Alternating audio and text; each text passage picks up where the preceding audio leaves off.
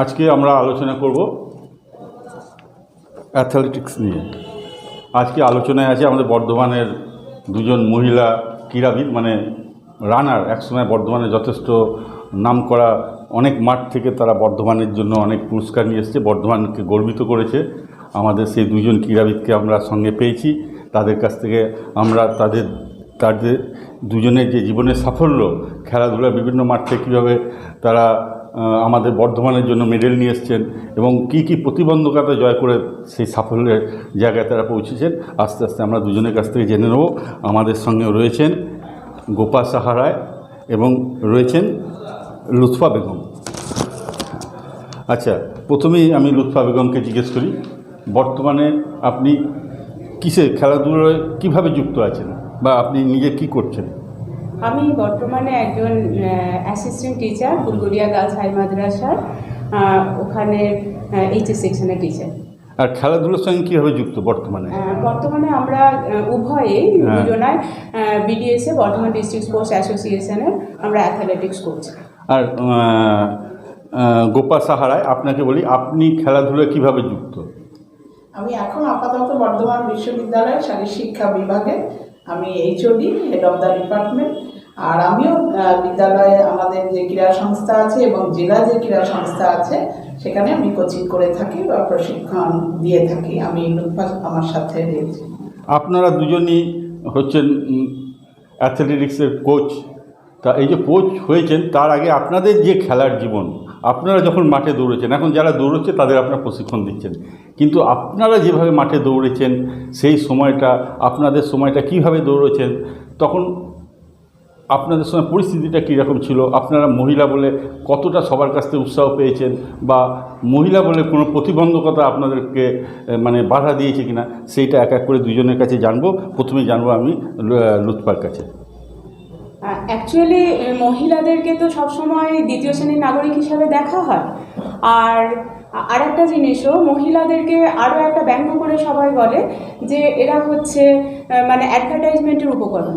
একটা saving cream, হ্যাঁ, সেখানেও দেখা গেল যে মহিলা, কিন্তু সেই জায়গা থেকে ছাড়িয়ে একটা নিজস্ব স্বতন্ত্র মানে যে অস্তিত্ব, সেটাকে প্রতিষ্ঠা করা, সেটা একটা খুব গর্বের জায়গা, ভালো লাগার জায়গা।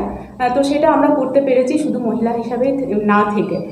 তো সেই পথটা কিন্তু খুব সহজ ছিল না। কত বছর বয়স থেকে খেলার মাঠে যাতায়াত? একদম ছোটবেলা, মানে প্রথম আমার বাবাও হয়তো জানতেন না যে আমি খেলায় এত ভালো হতে পারি। তবে হ্যাঁ, বাবার অবদান এখানে খুব বেশি। কারণ হচ্ছে যে আমরা যখন ছোট ছিলাম, মানে ক্লাস 2 বা 3 পড়ি, তো একজন সাধারণ দর্জি, অথচ তিনি যে এত বড় একটা স্বপ্ন দেখেছেন বা এত দূরদর্শী ছিলেন, তিনি আমাদের জন্য, মানে রাবীন্দ্রিক পরিবারের মতো, রবীন্দ্রনাথরা যেরকম ছোটোবেলায় বাড়িতে এসে কুস্তি শিখতো, জিমনাস্টিক শিখতো, তারপরে তারা যে মানে বিভিন্ন অস্থিবিদ্যা হেনাতেনা, তো আমার বাবাও কিন্তু সেই ধরনের আমাদের জন্য, মানে আঁকার মাস্টারমশাই আসতেন, গানের মাস্টারমশাই আসতেন, এবং জিমনাস্টিকের, মানে এটাকেও মানে আমাদের সকলের খুব পরিচিত তাজুদা। হ্যাঁ, তাজুদা যে আর কি। তো জিমনাস্টিকের মহিলা ইনস্ট্রাক্টর বাড়িতে নিয়ে আসতেন, এবং তিনি এখন ভাতার গার্লসের বর্তমানের হেডমিস্ট্রেস। আচ্ছা, আমি জিজ্ঞেস করলাম কত বয়স, মানে কত ছোটবেলা থেকে মাঠে যাতায়াত? কোন মাঠে? না, ক্লাস 2 থেকে বাড়িতে ইনস্ট্রাক্টর আসতেন, মহিলা ইনস্ট্রাক্টর জিমনাস্টিক শেখাতেন। তারপরে ক্লাস 5 যখন হলো, তখন জাতীয় সংঘতে গিয়ে জিমনাস্টিক কিছুদিনের জন্য শিখেছিলাম। তারপরে যাওয়া আসার একটু অসুবিধা, তারপরে আবারও বাড়িতেই রয়ে গেছিলাম। তারপরে মোটামুটি যখন এই মানে এই 6 হলো, তখন থেকেই স্কুলের ইভেন্টে নাম দেওয়ার। কোন স্কুল? মহারানী অধিরানী গার্লস হাই স্কুল।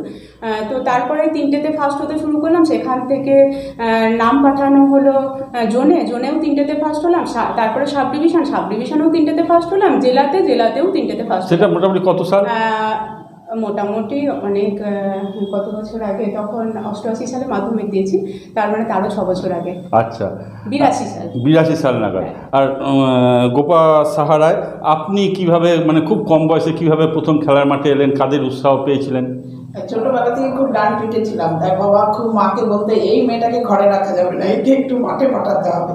আর খেলাধুলা বাবা ভীষণ পছন্দ করতেন, মা বলতে না না, ও বিয়ে থাওয়া দেওয়া যাবে না, মেয়েকে মাঠে পাঠিও না। কিন্তু বাবা সবসময় এনকারেজ করতেন যে না, খেলাধুলা কিন্তু ব্যক্তিত্ব গঠন করে, শুধু যে খেলাধুলায় তোমাকে এস্টাবলিশ করবে তা না, মন বা শারীরিক দিক থেকে বা তুমি তোমার পার্সোনালিটির দিক থেকে বা সামাজিক দিক থেকে তুমি অনেক অ্যাকসেপ্টেবল হতে পারবে মানুষের কাছে, তুমি খেলাধুলা করো। তাই জন্যই আমার ছোটবেলা থেকেই খেলাধুলায় যাওয়া। আর মার কাছে তো প্রচণ্ড মার খেতাম, পাঁচিল টপকে পালিয়ে। ছোটবেলায় কোন খেলাটা সব থেকে প্রিয় ছিল? ওই অ্যাথলেটিক্স, দৌড়ানোই। কোন মাঠে দৌড় হতো? আমি টাউন স্কুল মাঠে বেশি প্র্যাকটিস করতাম। তাছাড়াও আমি ডানলপে যেতাম, সেখানে মনোরঞ্জন পড়েও ছিলেন, তিনি এশিয়ার ফেমাস একজন ব্যক্তিত্ব, তিনি আমাকে কোচিং দিতেন। তখন কোন ক্লাসে পড়েন আপনি? আমি তখন 8-এ পড়ি। আপনি কোন স্কুলে ন্যাশনালে পার্টিসিপেট করেছিলাম এবং 3rd হয়েছিলাম আমার জুতো না থাকার জন্য, দামি জুতো। ও আচ্ছা। ওটা টাটান ট্রাক ছিল, আর যে জুতো পরে আমরা মাটির মাঠে দৌড়াই সেই জুতো পরে জওহরলাল নেহরু স্টেডিয়ামে দৌড়ানো যাবে না।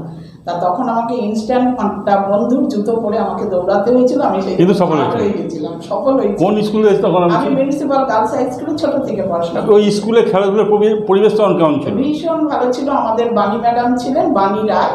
পরবর্তী সময় আমি মুক্তি নন্দী ম্যাডামকে পেয়েছি, তারা খুব উৎসাহ দিতেন। স্কুলের তো আমাকে সবাই বলতো আমি স্কুলের রানী ছিলাম। আমি দেখতে রানী নই, কিন্তু খেলাধুলায় আমি রানী ছিলাম। সবার কাছেই ভালোবাসা পেতাম এবং সবাই খুব আমাকে প্রশংসিত করতো, সমস্ত ব্যাপারে আগ্রহ দিত যে তুই পড়াশোনায় একটু পিছিয়ে আছিস তো কি হবে, ও তোর খেলাধুলা তোকে অনেক বেশি উন্মোচন করবে সকলের মাঝে। এবং বাস্তবে তাই হয়েছে। বাস্তবে আমি প্রতিষ্ঠিত এবং আমি খুব গর্বিত। খেলার জন্যই প্রতিষ্ঠিত। খেলার জন্য প্রতিষ্ঠিত। লুৎপাকে এবার আমি জানতে চাইবো, লুৎপা তো খেলাধুলো ছাড়া পড়াশোনাতেও যথেষ্ট ভালো, মাস্টার ডিগ্রি করেছে এবং কৃতিত্বের সঙ্গে সে সরকারি স্কুলে চাকরিও করছে। তা সেই সময় খেলাধুলো সঙ্গে পড়াশুনো কিভাবে ম্যানেজ হতো? এটা কিন্তু খুব টাফ, সত্যি সত্যি। তখন আমার এক মামা, তিনি লয়ার, হ্যাঁ, তিনি সাংসদও ছিলেন। তো তিনি ওরকম বলতেন যে কখনোই তুমি এই দুটো একসাথে চালাতে পারবে না, যদি চালাতে পারো তোমার জন্য স্পেশাল পুরস্কার থাকবে। তো মামাকে সেই পুরস্কার দিতে হয়েছিল আমাকে, যে খেলার সঙ্গে পড়াশোনা চালানো। কারণ হচ্ছে অধিকাংশ সময় সায়ে থাকতাম, কলকাতা সায়ে প্র্যাকটিস করতাম, সপ্তাহে 1 দিন কি 2 দিন কলেজ করতাম, উইমেন্স কলেজে। ও কলেজের সময়? কিন্তু টিচাররা ভীষণ হেল্প করতেন। আর আমার এক বান্ধবী, সে মানে বধূ নির্যাতনের ফলে মারা গেছিলো সেই যুগে, তার থেকেও আমাদের খানিকটা কি বলবো, মানে অনেক কিছু শিক্ষা হয়েছিল। সাইয়ের সুযোগটা কীভাবে এসেছিল? সায়ের সুযোগ এসেছিল মানে আমরা ওখানে আমাদের আরও 2 জন, আমার সিনিয়র একজন নিত্যানন্দ মাইতি, সে সায়ে থাকতো, আর অনন্ত। তো তারাই বললো যে একবার গিয়ে ট্রায়াল দে না, যদি স্যাররা দেখে ইয়ে করে। তখন ওনারা দেখলেন, কল্যাণ চৌধুরী স্যার আর তপন স্যার। তো ওনারা তখন বললেন যে না, তুমি করো এখানে। কোচ হিসেবে কাদেরকে পেয়েছিলেন, মানে কাদের কাছে কৃতজ্ঞতা? বলছি যে কোচ হিসাবে প্রথম জীবনের ব্রজগোপাল স্যার, হ্যাঁ, উনি এখানের বর্ধমানের কি স্কুলটার নাম তো বের হাই স্কুলের শিক্ষক ছিলেন। তিনি খুব এনকারেজিং ছিলেন। আর ওখানে গিয়ে পেলাম তপন স্যার সায়ে গিয়ে। তো তপন স্যার ভীষণ রকম ভালো। তারপরে উনার একটা কিডনি ফেলিওর হয়ে গেল, তখন উনি বাধ্য হয়ে আমাকে কল্যাণ চৌধুরী স্যারের কাছে ট্রান্সফার করলেন এবং তারপরে কল্যাণ চৌধুরী এবং কার্তিক স্যারের কাছে আমি। সাইয়ে যে ট্রেনিং নেওয়ার পর মাঠে দৌড়ে কি সাফল্য এসেছিল? আমি ইয়ের পর মানে সায়ে যাওয়ার পর অল ইন্ডিয়া, দুটো অল ইন্ডিয়া করেছি। আর ইস্ট জোনে দুটোতে সিলভার পদক পেয়েছি। প্রথম বছর 1500 এবং 3000-এ, আর দ্বিতীয়বারে 3000-এ গোল্ড মেডেল পেয়েছি। কোন সময় সেটা? 1992 আর 93। সেই সময় খুব নাম করা দৌড়বিদ কারা ছিল? ওইটাই তো সমস্যা ছিল সেই সময়। আমি দৌড়েছি যাদের সাথে, সেটা হচ্ছে জ্যোতির্ময়ী শিকদার, আন্তর্জাতিক স্তরের।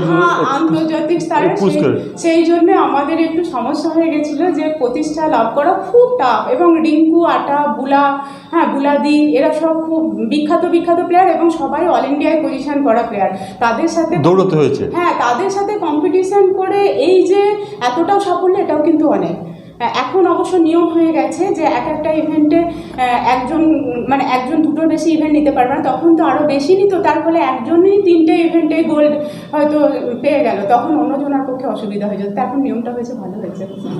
এবার আপনি যে এই খেলাধুলার মাঠে দৌড়ে সাফল্য যেভাবে পেয়েছেন, তার একটু যদি বর্ণনা সংক্ষেপে দেন। হ্যাঁ, ছোটবেলা থেকেই ওই একটু খেলাধুলায় ভালো ছিলাম বলে অটোমেটিক্যালি ডানলপে একটা সুযোগ পেয়েছিলাম একজন এশিয়ার বিখ্যাত মানুষের কাছে প্র্যাকটিস করার মতো, মনোরঞ্জন পড়েন।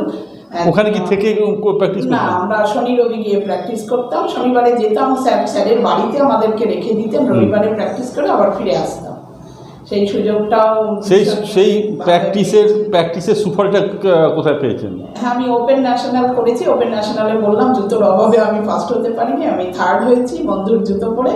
কিন্তু আমরা একটা মানে তাহলে জেলার প্রতিযোগিতায় তো আপনারা অনেক মেডেল পেয়েছেন। তখন আমাদের সময়ে এই জিনিসগুলো ছিল না। এখন জাতীয় সংঘতে ওখানে আমরাও প্রতিনিধিত্ব করেছি জাতীয় সংঘ হয়ে, আমরাও 3টেতে ফার্স্ট হয়ে চ্যাম্পিয়ন হয়েছি। কিন্তু এখন তো একটাতে ফার্স্ট হলে জাতীয় সংঘ ট্রাকস্যুট দেয়। বলবেন যদি দেখা হয় কখনো যে আমাদের সময় ফার্স্ট অল ইন্ডিয়া করেছি, তখন ট্রাকস্যুট পেয়েছি। তার আগে সেকেন্ড হ্যান্ড ট্রাকস্যুট। বাবা মারা কিন্তু এই ব্যাপারে মানে অতটা ছিলেন, আগ্রহী ছিলেন না। খেলছে না, খেলছে, খেলাটা খেলার মতো, যে মাঠে যাওয়া কি না কি গো, যে একদমই মানে সেই হিসাবে আমাদের অনেক স্টুডেন্টরা কিন্তু সেই হিসাবে অনেক গুরুত্ব পেয়েছে। আমাদের যারা সাথে খেলতো সেই সকল বন্ধুরা যারা এখনো পর্যন্ত সাফল্য লাভ করেনি বা পৌঁছায়নি সেই জায়গায়, কিন্তু তাদের বাবা মারা দাঁড়িয়ে থাকতেন। ছিল না, আমাদের বাবা মারা ছিল, আমাদের বাবা মারা ছিলেন না, আমাদের বাবা মারা ছিলেন। আচ্ছা, তখন আপনারা যেভাবে প্র্যাকটিস করতেন, বিশেষত মহিলা মাঠে দৌড়তেন, হ্যাঁ, সেই সময় কোচ করতো, আপনারা কি এক দুজনই দৌড়ে বর্ধমানের মাঠের কথাই বলছি না, আরও সঙ্গী সাথী তারা মহিলা ক্রীড়াবিদরা ছিল? আর অনেকে অনেক দূর থেকেও আসতো, মানে জিন্নাথারা খাতুন বলে একজন এখন মহিলা ইনস্ট্রাক্টর ক্যালকাটা পুলিশের। আমার বাড়ি যদি না থাকতো হয়তো তার প্লেয়ার হওয়া হতো না। আমার বাবা মা কিন্তু ওখানে প্রতিদিন যেদিনই ও প্র্যাকটিসে আসতো রাখতো, এবং তাকে মানে প্র্যাকটিসের সুযোগটা আমার বাবা মাই করে দিয়েছে, এবং প্রচুর পরিমাণে সে খেত। প্রথম বুঝতে পারা যায়নি, সে যখন এসেছিল মানে আমাদের 8 ভাই বোনের ভাতও একাই শেষ করে ফেলেছিল। তো এই স্ট্রাগলগুলো কিন্তু ছিল।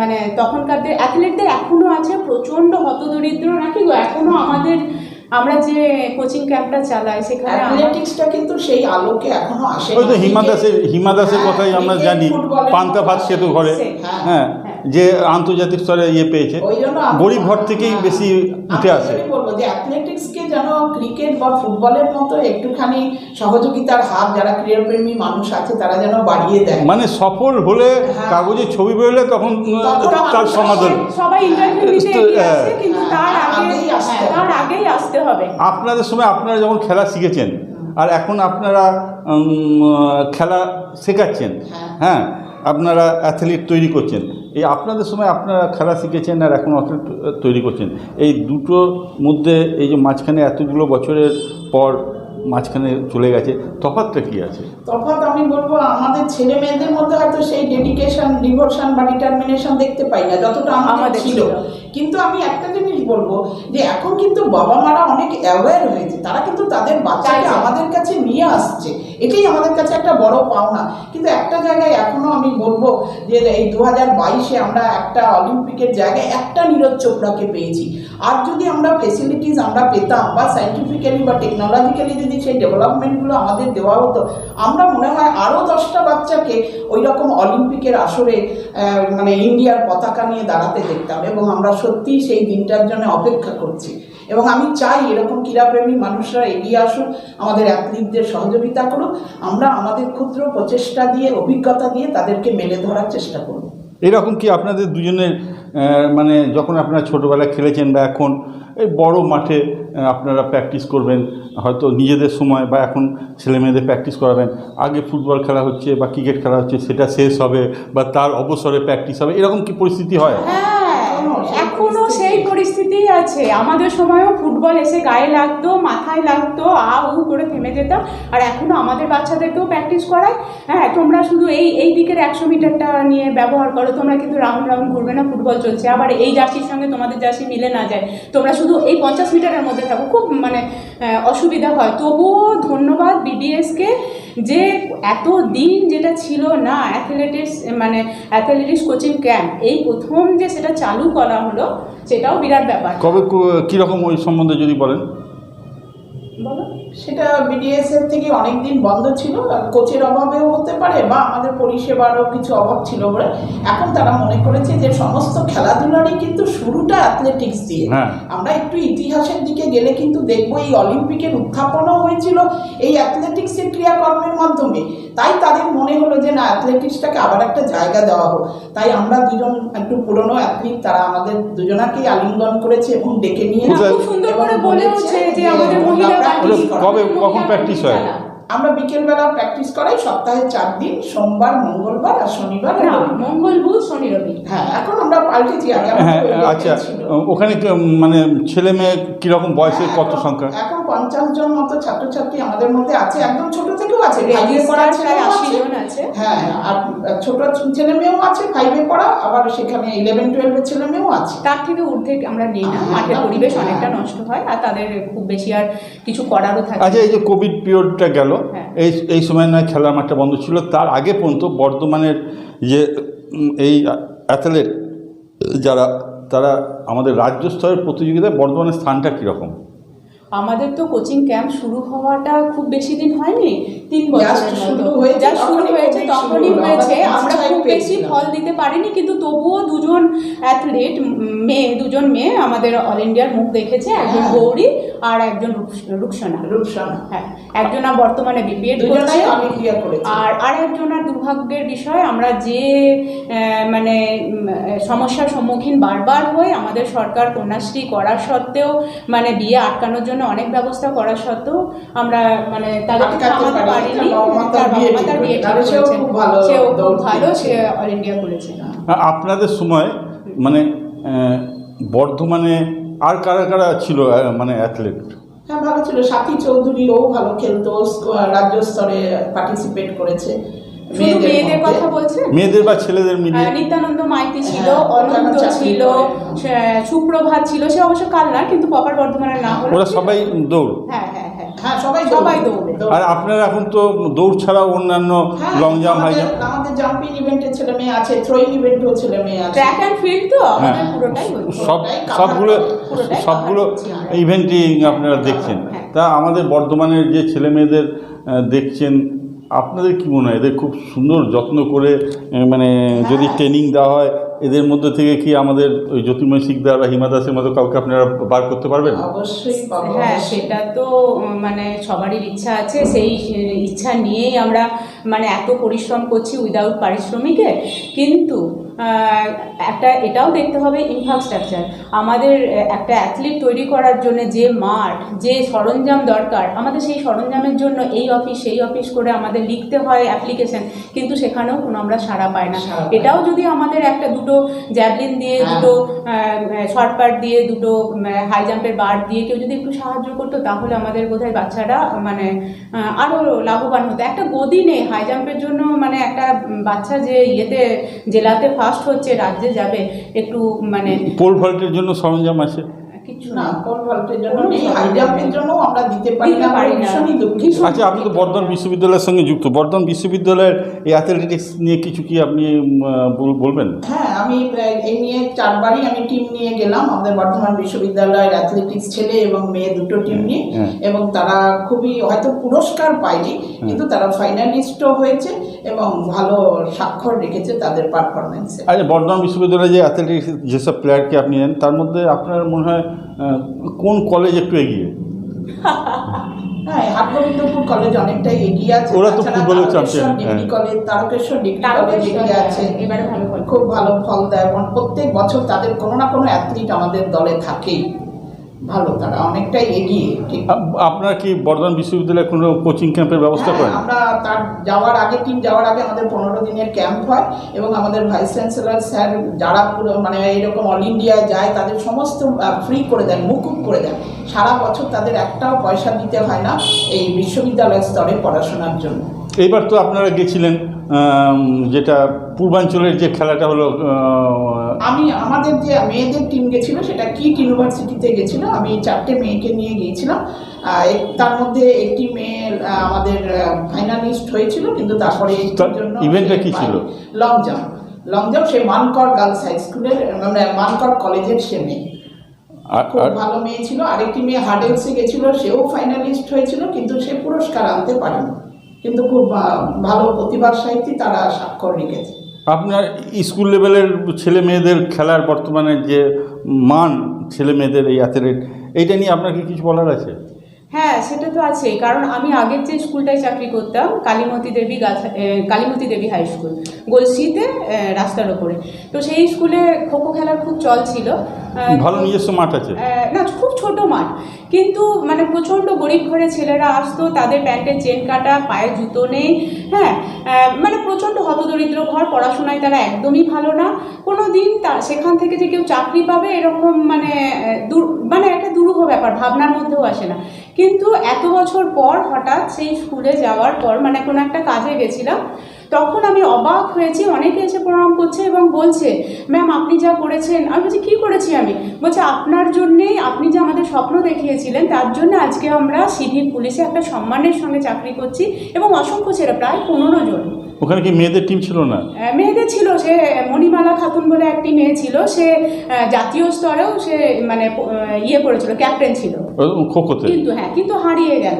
মানে খোখো টিমটা আপনি ওখানে মানে শুরু করেছিলেন? না, আগে একজন টিচার ছিলেন, তিনি খেলা টিচার, তিনি দেখতেন, কিন্তু আমি যাওয়ার পর সেটা আরো মানে উন্নতি লাভ করে। মানে ওখানে তাহলে খোখোর প্রতিভা আছে? হ্যাঁ, মানে এমনি জেলা পর্যন্ত খেলতো, আমি যাওয়ার পর রাজ্য ন্যাশনাল করেছে। খোখোটা খেলা হয়, তার মানে অন্য খেলারও তাদের প্রতিভা আছে যদি সুযোগ পায়। হ্যাঁ, আর আমি যে মানে মাদ্রাসায় চাকরি করছি, এখানে প্রচুর রকম প্রতিবন্ধকতা। প্রথমত যে মানে করানো যাবে না, সেখানে প্র্যাকটিস করানোর পর বাইরে থেকে কোচ নিয়ে যেয়ে কিছু কোচিং করানোর পর বল গেমগুলো সে খেলতে যেতে না দেওয়ার জন্য অনেক রকম বাধা বিপত্তি এসেছে আমার সামনে। খুব মানে কষ্ট পেয়েছি, ডিপ্রেশনে চলে গেছিলাম। কিন্তু তৎসত্ত্বেও বলবো যে মানে মাদ্রাসার ওই যে রাজ্য স্তরের খেলাতে মানে সব থেকে বেশি সংখ্যক প্রতিনিধিত্ব আমার ফুলগড়িয়া গার্লস হাই মাদ্রাসায় করেছিল। এবং সেখান থেকে দুটি মেয়ে পুলিশে, ওয়েস্ট বেঙ্গল পুলিশে চাকরি পেয়েছে। বর্তমানে তারা ওয়েস্ট বেঙ্গল পুলিশে চাকরি করছে। মানে খেলাধুলোর জন্য, মানে খেলাধুলোর জন্য, ওই সার্টিফিকেটটা থাকার জন্য, ওই সিভিকেও যারা কালীমতিতে চাকরি করছে তারা কিন্তু এই শুধু খেলার সার্টিফিকেটটা থাকার জন্য। আপনার যে খেলোয়াড় জীবনে সব থেকে যদি বলতে হয়, মানে সবথেকে খুশির যেটা দিন বা সাফল্যের যে দিন, সেরকম কোনো অভিজ্ঞতা যদি আমাদের সঙ্গে শেয়ার করেন? হ্যাঁ, আমি দিল্লিতে জওহরলাল নেহরু স্টেডিয়ামে যখন দৌড়াচ্ছিলাম, সেই মুহূর্তটা আমার কাছে কত সালে লেগেছিল। 1984-এ রাজীব গান্ধী আমাকে পুরস্কার দিয়েছিল, এবং খেলার আসলে সেটা খুব বড় করে বেরিয়েছিল, কাগজে বেরিয়েছিল। সেইটা আপনি গাথা। কাদের হয়ে গেছিলেন? আমি আমাদের ওয়েস্ট বেঙ্গলের যে টিম হয়েছিল, স্টেট টিমের সাথে। ওটা কত মিটার রান ছিল? 100 মিটার দৌড়।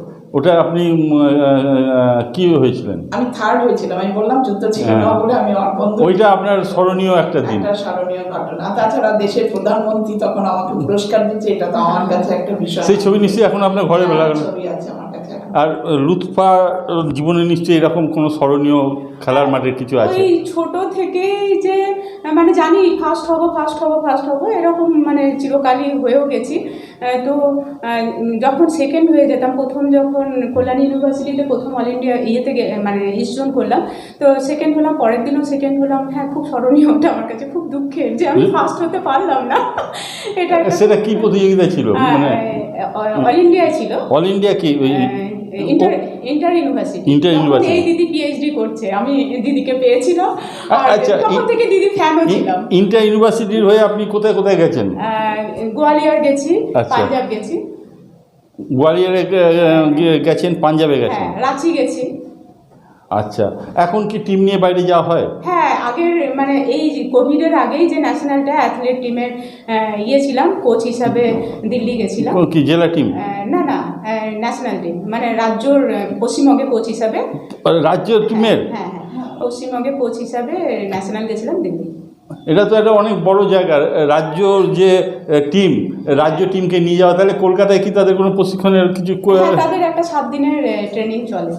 আর তারা তো নিজে নিজে যে যায় প্র্যাকটিস করে। অ্যাথলেটিক তো ওরকম ব্যাপার না যে তাদের টিম গেম নয় তো ইন্ডিভিজুয়াল, তাদের প্রত্যেকের টিম গেমটাতে কি হয়, 7 দিনের একটা, এই জন্য কোঅর্ডিনেশনটার জন্য তাদেরকে একটা করানো হয়। অ্যাথলেট নিজের ব্যাপার, তাদের নিজের শিডিউল থাকে, তাদেরকে ওইভাবে করানো যায় না। এবার আমি একটা দৌড়ের বিষয়ে আমার যেটা মনে হয়, আপনারা ভালো জানেন, এখন তো ডিজিটাল যুগ। হ্যাঁ, অলিম্পিকে 100 মিটার 200 মিটার কে মিনিট সেকেন্ডে কোথায় কখন দৌড়েছে জানে, সেরকম রাজ্য স্তরেও যে দৌড়েছে, গতবার যে ফার্স্ট হয়েছে সে সেকেন্ড বা মিনিটে দৌড়েছে 100 মিটার, সেটাও সবাই জানে, মেয়েদেরও ছিল। যখন আপনার জেলা থেকে কোনো ছেলে সেখানে যাচ্ছে, তার মাথায় তো থাকছে ও কিন্তু এত সেকেন্ডে এই 200 মিটার ক্রস করে, কিন্তু সে তারটাও সে জানে যে আমার হায়েস্ট আমি এতটা পারি, কিন্তু সেই ডিফারেন্সটা জেনে মাঠে নামায়, এটা কি তার কোনো মানসিক চাপ হয়? সে তো হয় বটে, কারণ হচ্ছে এই যে কোনি উপন্যাসে আমরা পড়েছি যে কোনির সামনে 70 শব্দটা লেখা থাকতো, কারণ রমা যোশী ওটাকে ক্রস করেছে, ওই টাইমটা পড়ছিল, তো ওকে ওই টাইমটা ক্রস করলে তবে সে ন্যাশনালে গিয়ে ফার্স্ট হবে। তো জলের তলায় কিন্তু কোনি ওটা মনে করতো, নিশ্চয়ই বাচ্চাদেরও এটা মনে হয়, আর যে এই টাইমটা আমাকে ক্রস করতে হবে। আমাদের কোচেরাও বলতেন যে এই টাইমটা যদি ক্রস করতে পারিস আজকে প্র্যাকটিসে, তাহলে ইয়ে খাওয়াবো, মানে যেটা সব থেকে প্রিয় খাবার হয়তো ধোসা।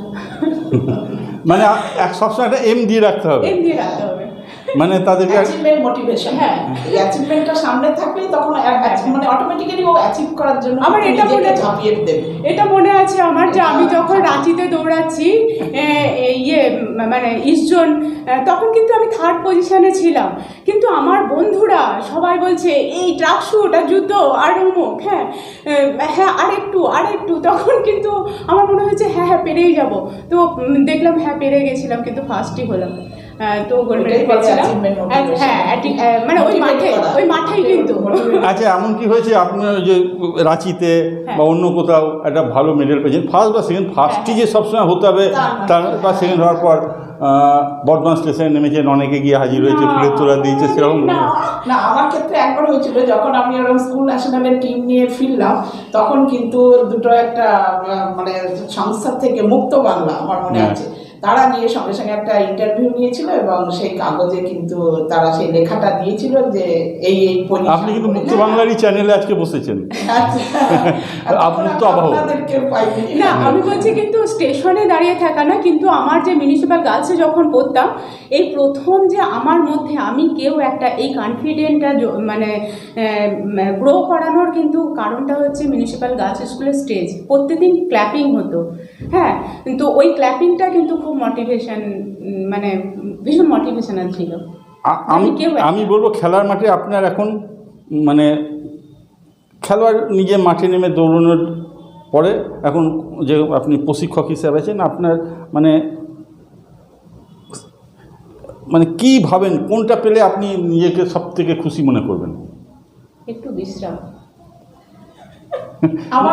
আমরা যারা প্র্যাকটিস করাই, তারা যদি ভালো রেজাল্ট দিতে পারে, তাহলেই তো আমাদের কাছে বড় পাওনা। কি ধরনের রেজাল্ট, মানে কি ধরনের সাফল্য, কতটা কোনো একটা বড় সাফল্য তো সবাই চাইবে যে আমি, মানে এখন কোচেরা অনেকে চায় খেলে এখন যেটা খুব মানুষের দরকার, অনেক কোচই বলে খেলে আমার ছেলেদের আমি চাই চাকরি পায়, এইটা তো একটা আছেই, কিন্তু যে আরও যে আমার রাজ্য স্তরে একটা সোনা বা তার থেকে এশিয়াডে গিয়ে একটা মেডেল, এরকমই তো শেষ কথা হচ্ছে একটা চাকরি।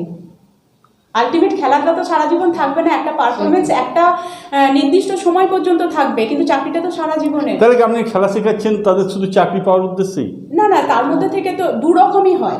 একটা হচ্ছে যে মানে প্রফেশনাল মানে ইয়ের দিকে যাবে, যে সে চাকরি করবে আরও ভালো কিছু জায়গায়, কলেজে হোক, স্কুলে হোক, পুলিশে হোক, আর একটা দিক সে শুধু পারফর্মার হবে। কিন্তু এত গরিব ঘরের সব ছেলে মেয়ে, হ্যাঁ, তাদের কিন্তু এত চাপ, সাংসারিক চাপ, প্রতিযোগিতামূলক খেলায় তাদের যদি মানে স্টেবলিশড হতে হয়, তাহলে কিন্তু তার আগে একটা চাকরির দরকার, খাবার পায় না। আমি দুজনের কথা বলছি, জয়দীপ বলে একটি ছেলে আছে, জয়দীপ ঘোষ, তার রিসেন্ট বাবাও মারা গেছে, আর এই পরশু দিনের একটি ছেলে পবন বলে নাম, সে বলে ম্যাম এত তো খাটছি, একটু ডিম হলে ভালো হতো, কিন্তু মনে হয় পারবো না। তো আমরা দুজনের আমাদের সীমিত ক্ষমতার মধ্যে কাকে জুতো কিনে দেবো, কাকে রানিং শু কিনে দেবো, ওর মেয়ের ট্রাকশুটগুলো নিয়ে গিয়ে ও দেয়, আমার পুরোনো দিনের গেঞ্জিগুলো নিয়ে গিয়ে দিই, কলকাতা থেকে আমরা টাকা দিয়ে গেঞ্জি তৈরি করে ওদের এনে দিলাম। তো এইভাবে জানি না, মানে সহৃদয় ব্যক্তিরা যদি আরেকটা সুযোগ আছে, শুধু আমরা যে সবাই যে স্পোর্টসের লাইনে ভালো হচ্ছে তা কিন্তু নয়, নয়, এমন অনেক মেয়ে গেছে তার হয়তো দেখলাম পারফরমেন্সটা আর বাড়লো না, তখন কিন্তু তাকে আমরা চ্যানেলাইজ করি যে তুই বিপিএড কর, বা তুই একটা প্রাইমারি একটা পরীক্ষা দে, তুই একটা পুলিশের পরীক্ষা দে। এই সুযোগটাতেও কিন্তু ওদেরকে আমরা মোটিভেট করি, ওই জন্য কেউ ডিসহার্টেড হয় না। আমাদের মাঠের এই একটা পরিবেশ। যাই হোক, আপনারা মানে যাদের মধ্যে প্রতিভা আছে তাদেরকে তুলে ধরবার চেষ্টা করছেন। আপনারা দুজন মানে সফল হবেন এই আশা করি, কারণ আপনারা সফল হলে বর্ধমানের সাফল্য বাড়বে, বর্ধমানে আরও কিছু প্রতিভা উঠে যাবে এবং বর্ধমানে আমাদের মানে সত্যি কথা বলতে গেলে বর্ধমানের নামটা খেলার জগতে আরও সুনাম বাড়বে, সেই আশা করি।